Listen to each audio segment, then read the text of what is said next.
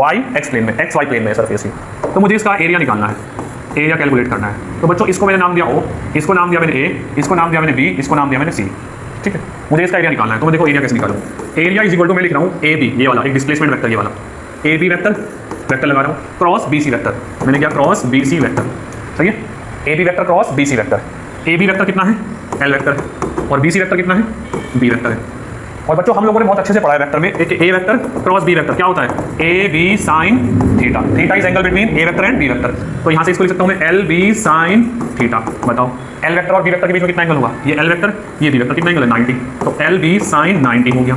Sign 90 की value कितनी होगी 1, तो कितना आ गया एल बी। तो यही तो बोलते हैं हम लोग, यही तो बोलते हैं, क्या आ गया एल बी। अब बात करते हैं वेक्टर है क्रॉस प्रोडक्ट है, तो इसकी डायरेक्शन बताओ क्या होगी। तो डायरेक्शन कैसे निकालते हैं बच्चों क्रॉस प्रोडक्ट की, कैसे निकालते हैं क्रॉस प्रोडक्ट की डायरेक्शन। ये ए वेक्टर है कोई, ये बी वेक्टर है कोई, इनके बीच में एंगल थीटा, तो कैसे निकालते हैं क्रॉस बी। ए क्रॉस बी की डायरेक्शन बताओ कैसे निकालते हैं, राइट हैंड थंब रूल से।